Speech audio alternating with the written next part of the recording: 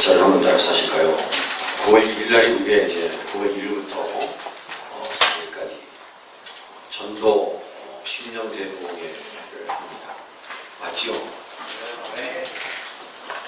부르볼라라고 싶습니다.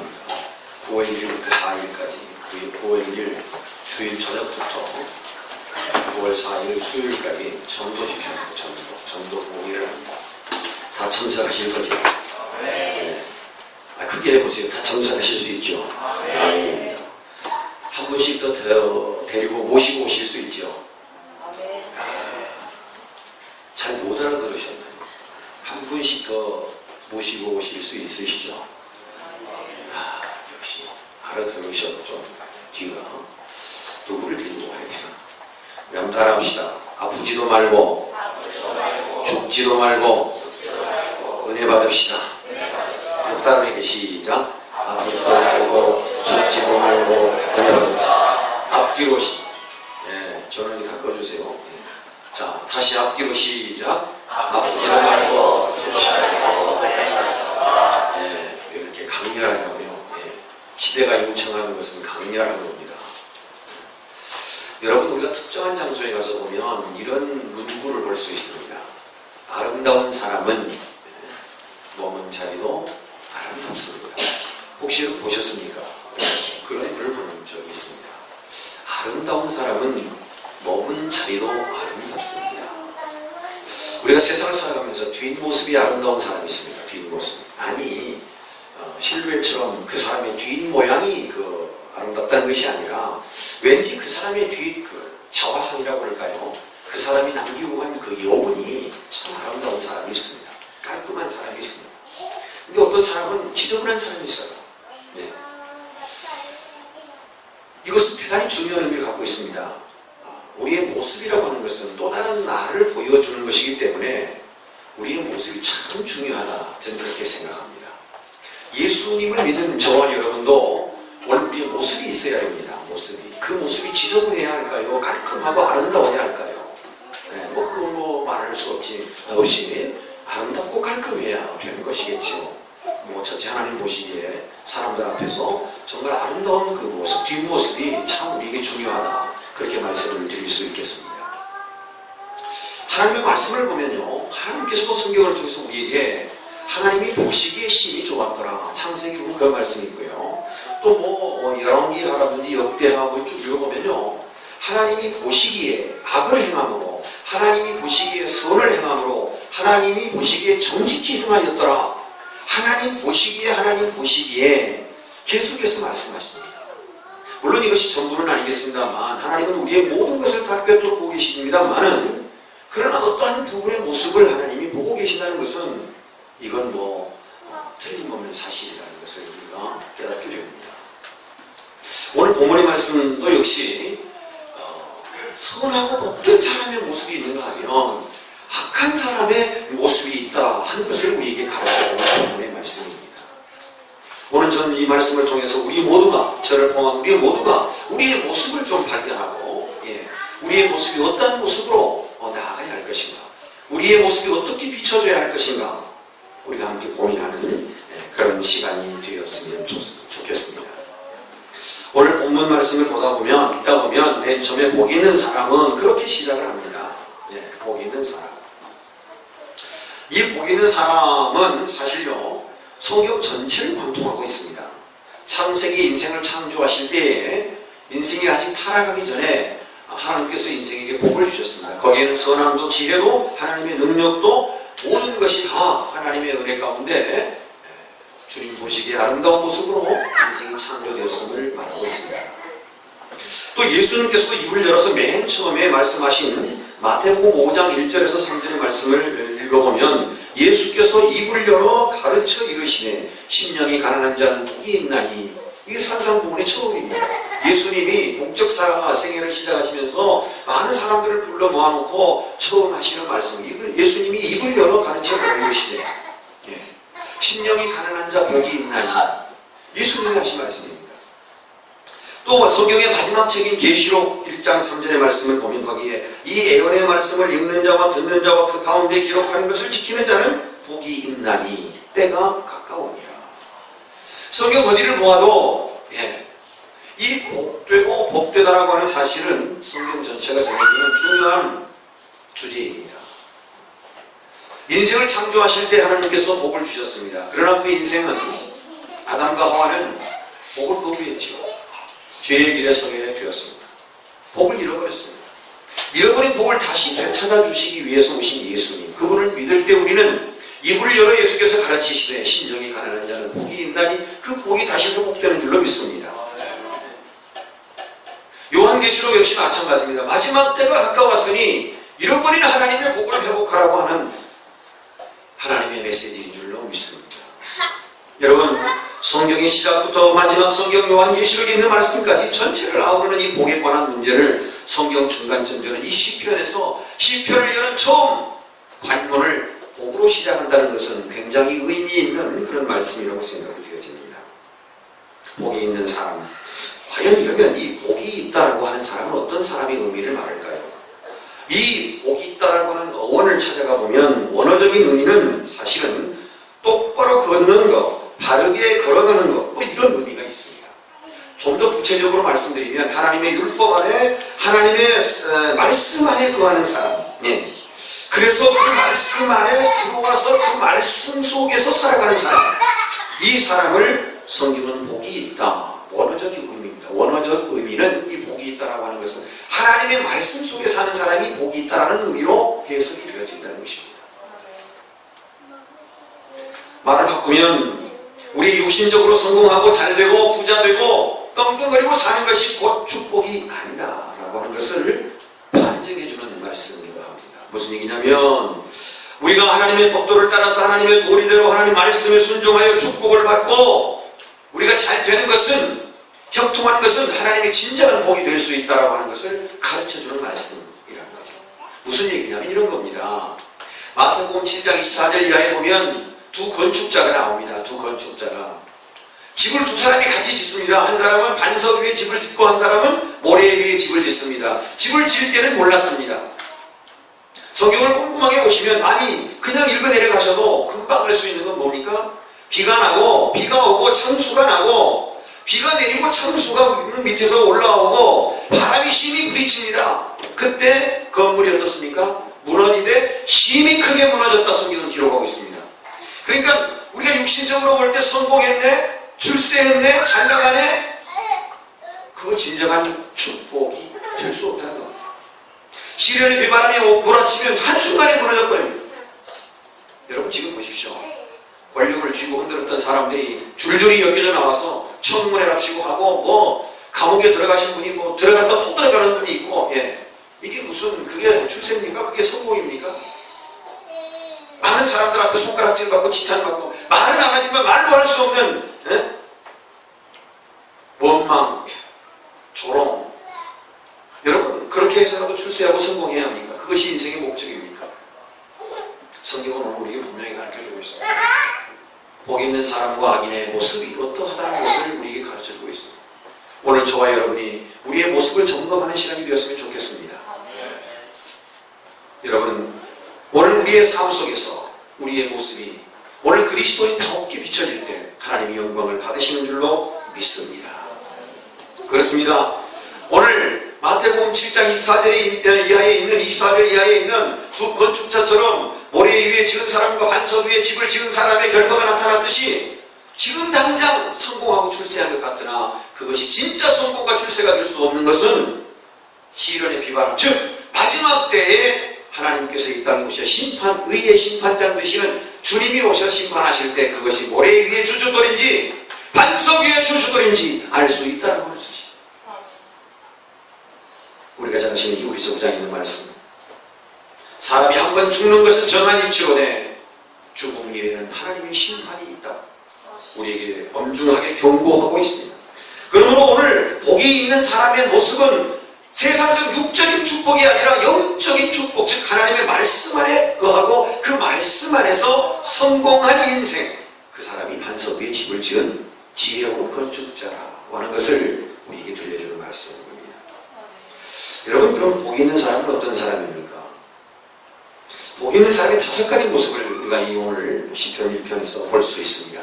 시편 1편 말씀은 너무나 많은 설교와 또 많은 강해를 통해서 익히 알고 계시는 말씀입니다만, 그러나 이 5가지 복 있는 사람의 모습을 잠깐 생각해 보려고 합니다. 첫째는 악인의 꾀를 따르지 않는 사람이 복 있는 사람의 모습이라는 거예요. 이 모습이라는 것은 그냥 담고 있는 게 아니라 우리가 뭔가 표출하는 거예요. 오늘 예수 믿는 사람으로서, 신앙생활하는 사람으로서 뭔가 보여줘야 돼요.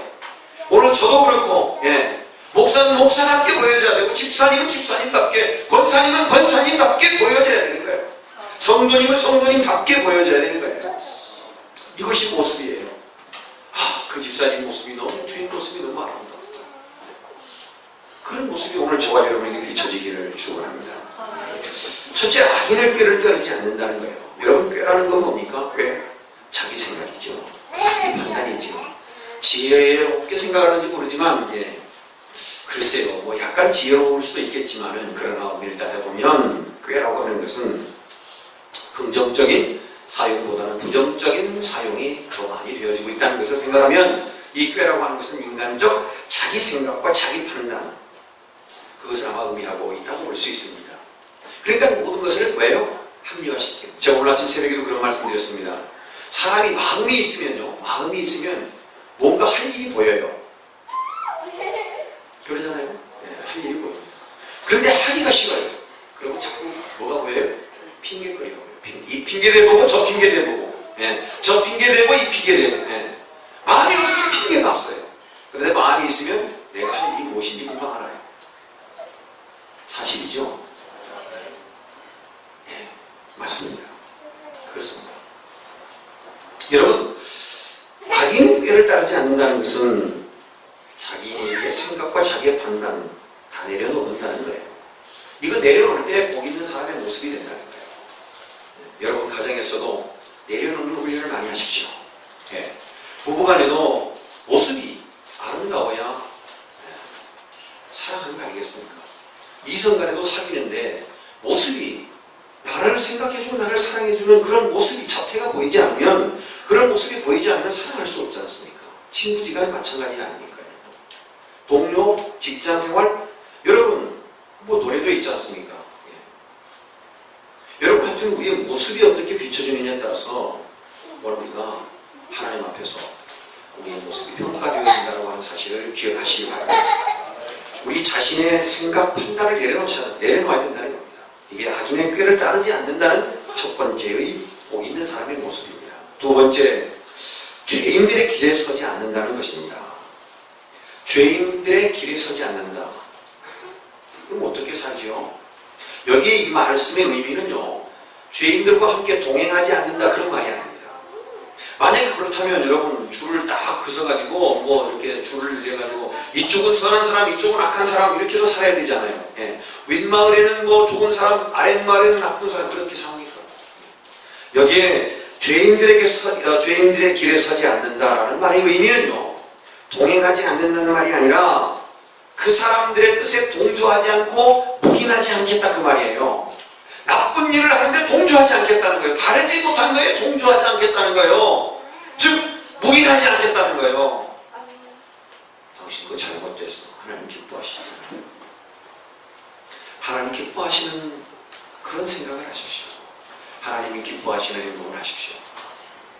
여기에 악인들의 길, 죄인들의 길에 서지 않는다라고 하는 말은 동행이 아니라 그 사람들이 가지고 있는 생각에 동의하고 동조하고 더 나아가서 묵인하지 않겠다, 그 말입니다. 옳고 그름을 분명하게 알려줘야 돼요. 제가 늘상 말씀드리지만 잘못된 것은 잘못된 것이에요.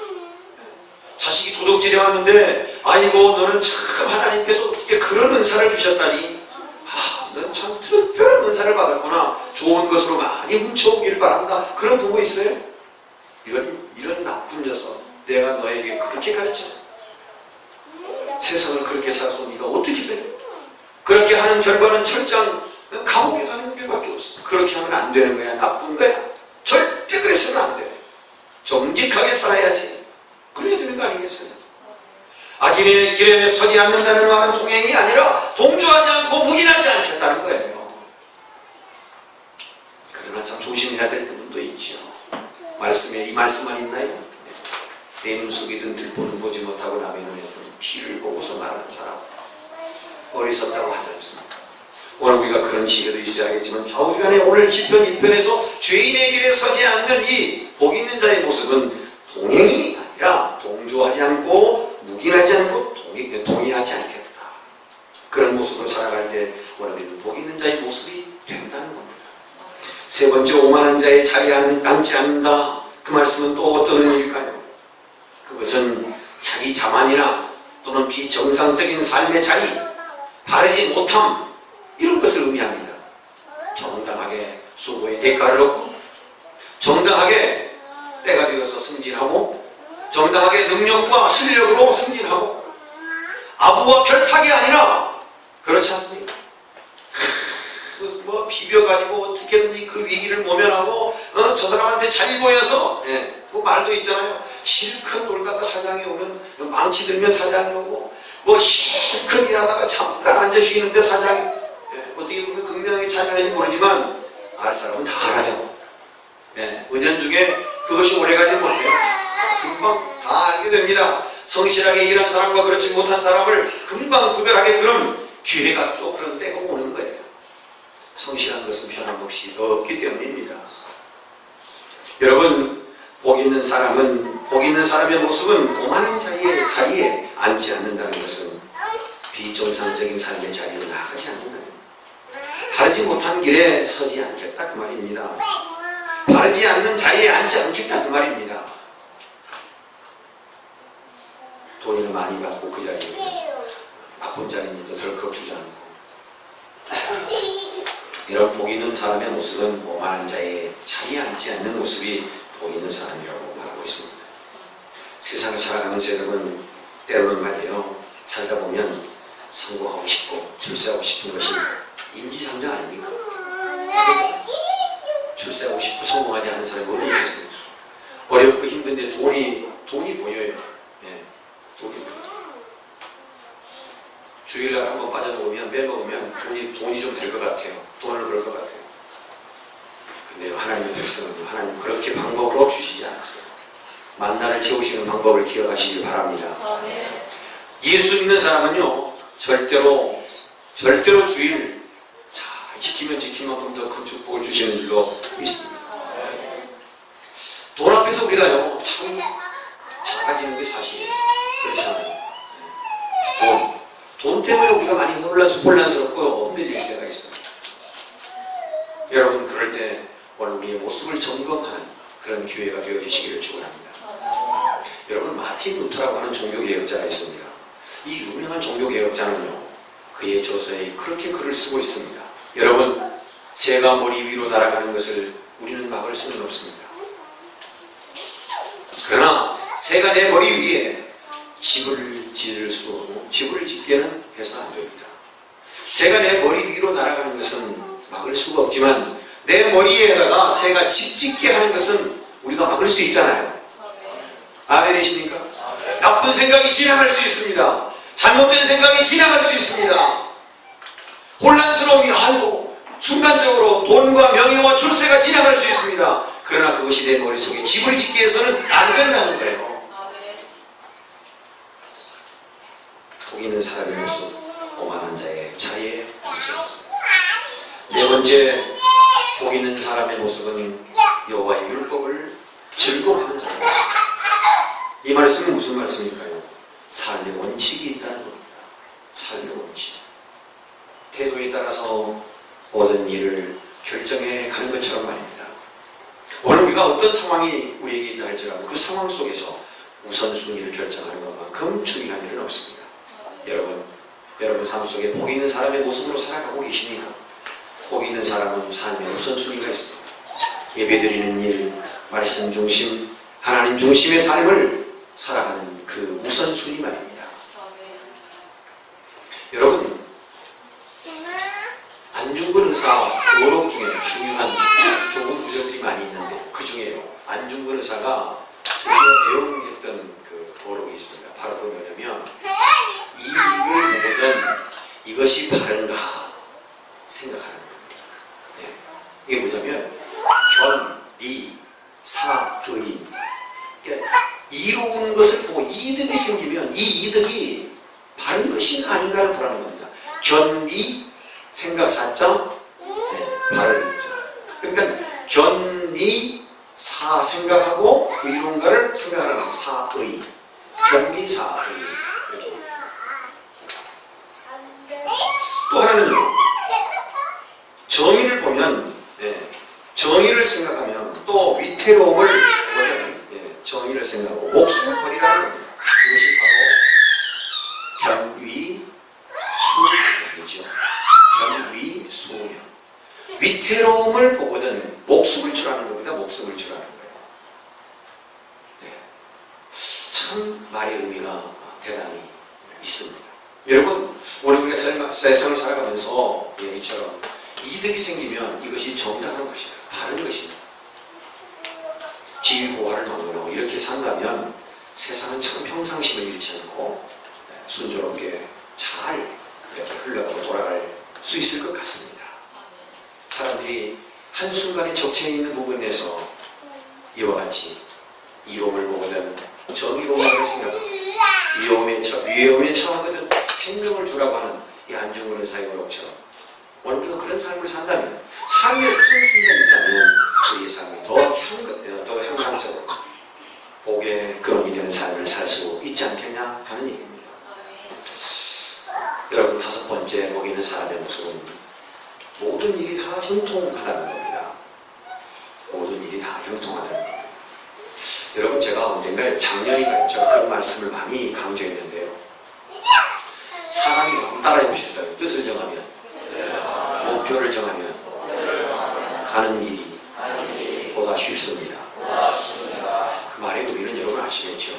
이거 할까 저거 할까 뭐 할까 자꾸 목표가 불분명하면요 가는 길이 자꾸 꼬이고 어렵습니다. 그런데 목표가 딱 정해지잖아요. 나는 어떻게 살아야 돼? 나는 뭐 딱 정해지잖아요. 너무 쉬운 거예요. 신앙생활이 그렇습니다. 나는 예수 믿고 하나님 말씀대로 살아야 돼. 딱 정하면요 가는 길이 쉽고 가는 길이 복된 길인 줄로 믿습니다. 그렇습니다. 신앙생활은 결단입니다. 결단을 딱 하고 나면 누가 도와주세요? 하나님이 도와주십니다. 하나님이 함께 하십니다. 말씀을 붙들고 사는 인생 신앙 안에 사는 삶을 하나님이 붙들어 주십니다. 결단 있고 용기 있는 믿음의 사람들은 다 하나님이 그렇게 복을 주셨습니다. 그래서 모든 것이 형통하게 된다는 겁니다. 다섯 가지 정리하면 첫째, 악인의 꾀를 따르지 않습니다. 둘째, 죄인들의 길에 서지 않습니다. 셋째, 오만한 자의 자리에 앉지 않습니다. 넷째, 여호와의 율법을 즐거워합니다. 이런 마음가짐 결단력을 가지고 믿음 안에 살면 하나님께서 그 삶을 형통케 하신다는 겁니다. 이런 복이 저와 여러분에게 있어지기를 주님의 이름으로 축원합니다. 여러분 요셉이라는 사람을 여러분 너무 잘 아시죠? 요셉.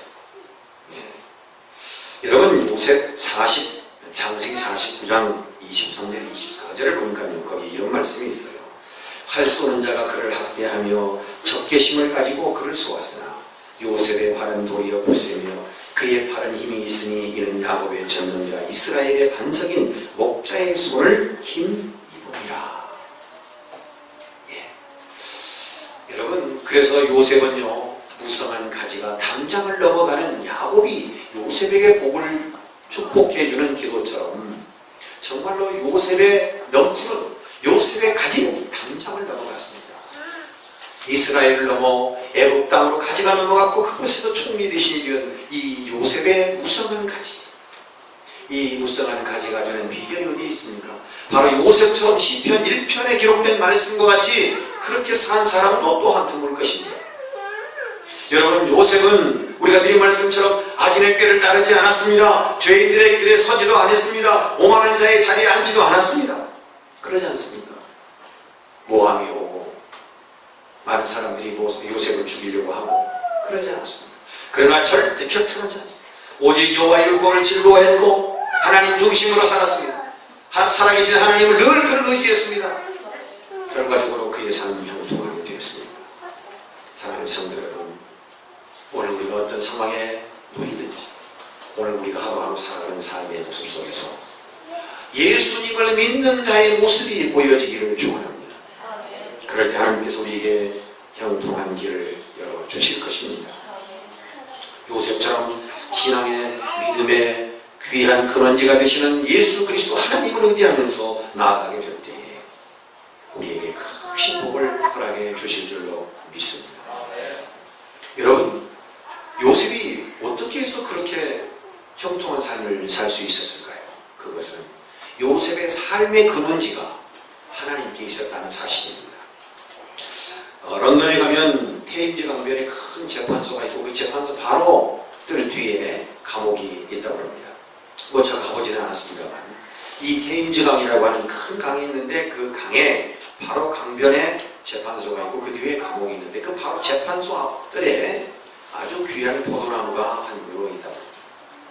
그런데 이 포도나무가 굉장히 수명이 오래됐음에도 불구하고 영국에 있는 그 어떤 포도나무보다 정말로 맛도 또 보기 그 보암직한 열매도 어떤 그 영국에 있는 포도나무와 비교할 수 없을 만큼 포도가 탐실하게 열리고 맛도 그렇게 좋고 그런 아주 명품의 그런 포도가 이 재판소 앞에 있는 포도나무에서 열린다고 합니다. 그래서 많은 사람들이 궁금해서 왜 이 포도나무가 이렇게 아름답고 또 이렇게 맛이 좋은 포도가 있을까? 그래서 많은 식물학자들이 이 나무를 연구해서 영국에 있는 다른 그 농작물을 하는 곳에 이 포도나무를 옮겨 심고 그 포도나무의 상품을 이제 내어놓으면 굉장히 큰 부자가 될 것 같아서 또 많은 국민들이 영국 국민들이 맛있는 포도를 먹을 수 있을 것 같아서 연구를 굉장히 했다고 합니다.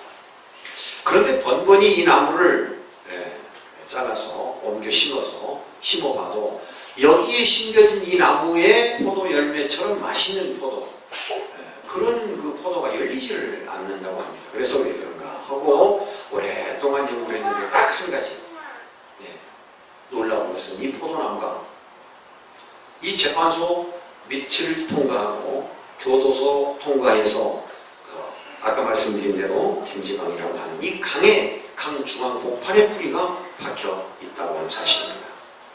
식물학자들은 이 사실에 굉장히 놀랐습니다. 이 나무가, 이 포도나무가 이렇게 맛있는 포도를 열고 이렇게 탐스러운 포도를 열게 하는 것은 그 어떤 것보다도 가장 강력한 원인이 되는 것은 바로 이 템즈강 강변 한중앙 복판에 이 뿌리가 뿌리 박혀 있다라고 하는 사실을 깨달아고서 이 원인을 이 포도나무에 아주 극상품 포도가 열리는 이 포도에 이 열리는 이 열매의 근원지가 바로 이 테임즈강에 있다라고 하는 것을 그들이 깨닫게 되었다는 사실입니다. 여러분, 오늘도 마찬가지입니다. 요셉처럼 어려운 고비를 넘을 때마다 우리의 생명의 근원지인 예수 그리스도에게 우리의 뿌리가 길게 잘 박혀 있다면 오늘 우리의 열매가, 우리의 삶의 열매가 아주 탐스럽고 보기에도 아름다운 그런 열매들이 맺혀질 줄로 믿습니다. 외모의 모습보다도 내면의 세계, 그 뿌리가 어디에 박혀 있느냐, 이것이 우리의 삶에 굉장히 중요한 한 부분을 차지한다는 것을 여러분 꼭 기억했으면 좋겠습니다. 삶의 근원이 저와 여러분에게 무엇이냐고 물었을 때 우리는 어떻게 대답할 수 있을까요? 사랑하는 성도 여러분, 삶의 근원이 말씀입니까? 아니면 돈입니까? 아니면 삶의 근원이 여러분 예배에 있습니까? 아니면 출세에 있습니까? 우리 삶의 근원이 하나님의 마음입니까? 아니면 세상적 성공입니까? 우리의 마음의 근원이 어디입니까? 우리의 마음의 근원이 어디에 있느냐에 따라서 우리의 모습이 확연히 달라진다고 하는 것을 기억하시기를 바랍니다. 두 번째, 복 있는 사람이 5가지 모습이 있다면 악인들의 모습도 있습니다. 악인들의 3가지 모습을 우리가 한번 살펴보겠습니다. 4절 5절의 말씀을 중심에서 보면 악인들의 3가지의 모습, 첫째, 바람이 나는 겨와 같다는 겁니다. 여러분, 바람이 나는 겨와 같다는 겁니다. 여러분, 바람이 나는 겨는 흔적조차 없이 사라져버립니다. 바람이 불면 부는 대로 날아가 버립니다. 그러나 복 있는 사람의 모습은 어떻습니까? 시냇가에 뿌리가 내려서 사시사철 푸른 복 있는 사람의 모습과 너무 대조적이지 않습니까? 무슨 말입니까? 악인의 길을 결과는 망한다는 겁니다. 악한 자의 길은 망한다는 겁니다. 예. 여러분, 우리가 망하는 길을 걸어갔어야 되겠습니까? 그러지 않습니까? 교회에 나는 바람이 나는 겨와 같은 그런 모습이 악인들의 모습이라는 겁니다. 사랑하는 성도 여러분, 그 삶의 방식 자체가 하나님을 거역하는 자들이라 그런 말입니다. 오늘 우리가 전능하신 하나님 앞에서 온 우주를 말씀으로 창조하신 그분의 말씀 앞에서 우리가 감출 수 없는 우리의 자신의 초라하고도 부족한 부분이 많음에도 불구하고 알량한 자존심 때문에 우리가 가지고 있는 옅은 지식 때문에 상식 때문에 경험 때문에 우리가 하나님을 외면한다는 것은 바람에 나는 겨와 같은 악한 자들, 망하는 자들의 모습이 될 수 있다는 것을 명심했으면 합니다. 두 번째, 악한 사람들의 악인의 모습은 심판을 견디지 못한다는 겁니다. 5절을 우리가 함께 읽어볼까요? 시작. 그러므로 악인들은 심판을 견디지 못하며 죄인들이 의인들의 모임에 들지 못하리라 말씀했습니다. 여러분, 심판을 견딜 수가 없습니다. 앞서 말씀드린 대로 히브리서 9장 27절에 사람이 한 번 죽는 것은 사람에게 정해진 일이요 그 후에는 심판이 반드시 있을 것이라고 말씀하고 있습니다. 그렇습니다. 하나님의 심판 앞에 악한 자가 어떻게 견딜 수 있겠습니까? 사랑하는 성도 여러분, 오늘 저와 여러분의 모습 속에서 예수님을 믿는 자의 모습 속에서 마태복음 25장과 말씀같이 자녀가 충성된 종아 내 기쁨에 내 잔치에 참여할지어다. 복을 받는 저와 여러분 되시기를 주님의 이름으로 축복합니다. 심판을 견디지 못한다는 겁니다. 누가 심판을 견딜 수 있겠습니까? 그래서 종교개혁자들은 하나같이 그들이 부르짖고 외쳤던 말이 있습니다. 바로 코람데오입니다. 어떤 사람, 정치판에 가도 코람데오, 시장 경제에 가도 코람데오, 어떤 문화의 거리에 가도 코람데오, 종교개혁자들은 코람데오를 외쳤습니다.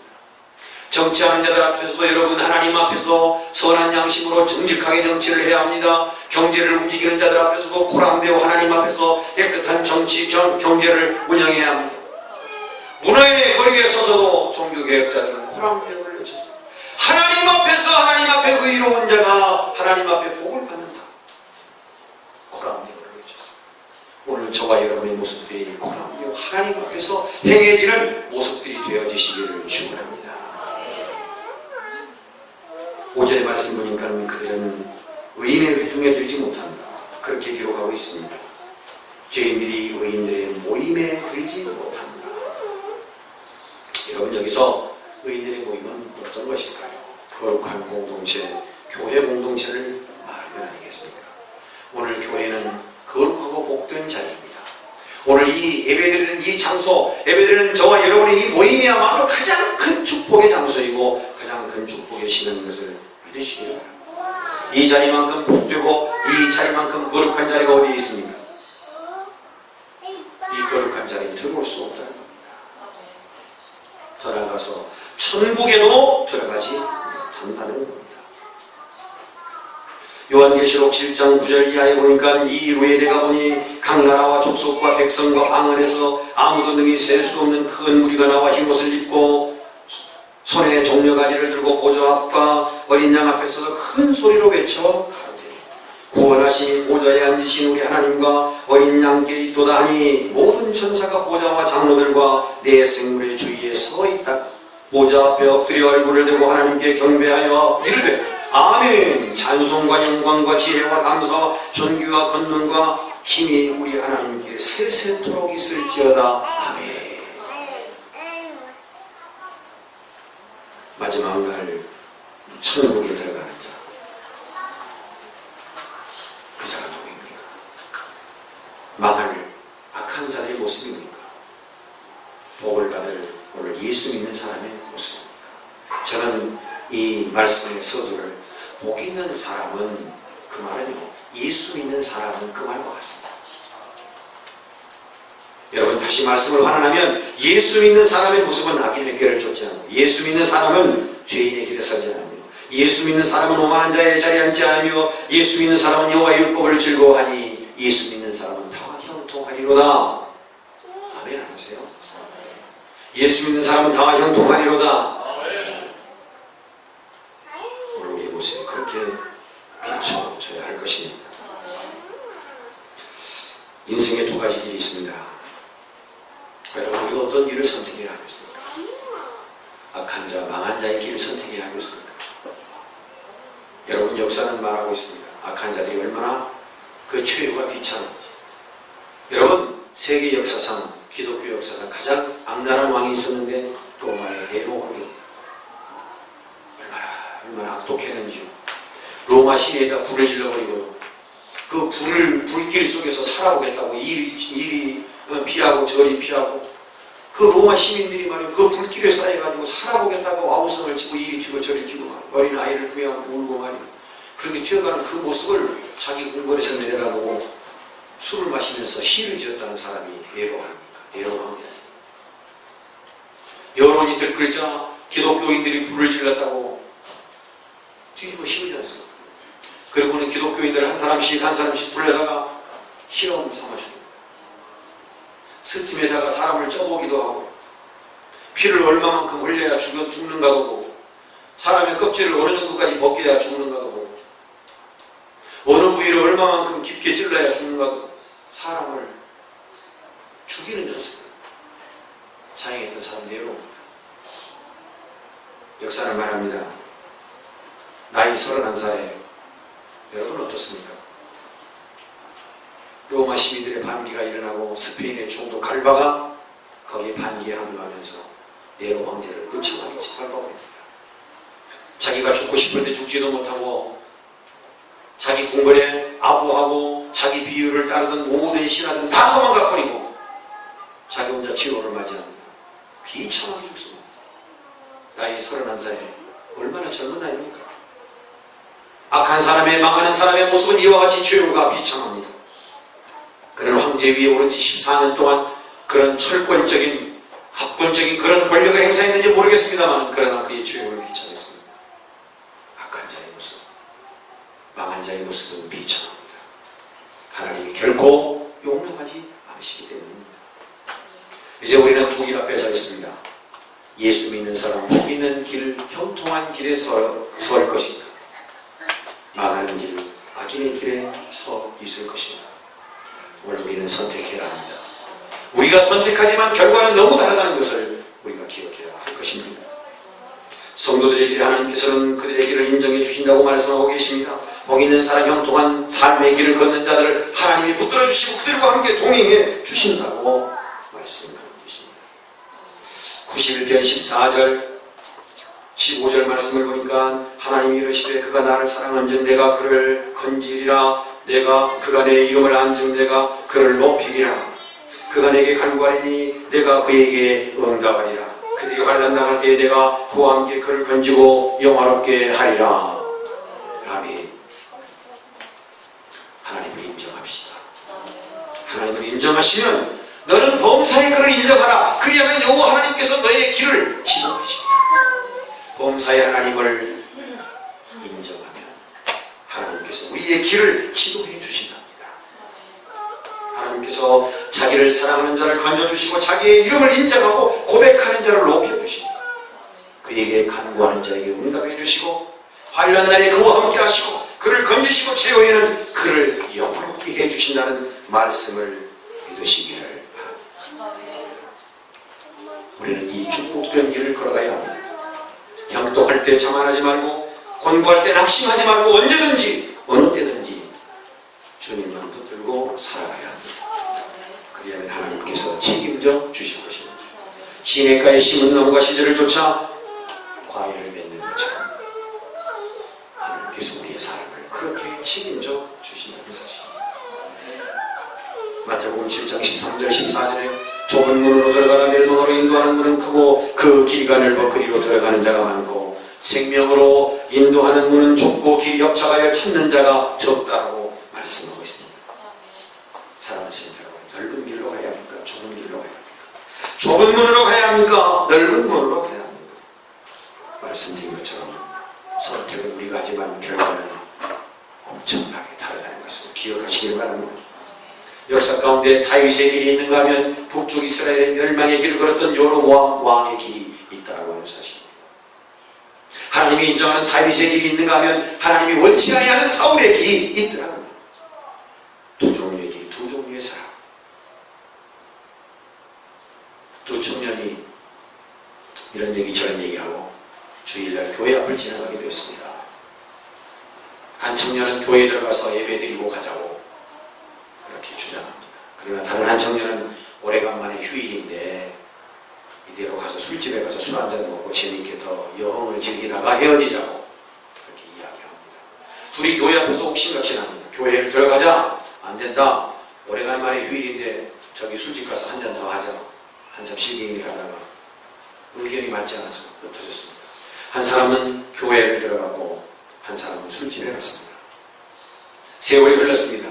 우리가 너무나 잘 아시는 대로 교회에 들어가서 예배를 드리고 나온 그 청년은 미국의 22대, 24대 대통령을 지냈던 클리브랜드라고 하는 유명한 대통령입니다. 미국 역사상 가장 청렴하고 깨끗한 대통령으로 꼽히는 클리브랜드는 자기 젊은 날을 그렇게 회용하고 있었습니다.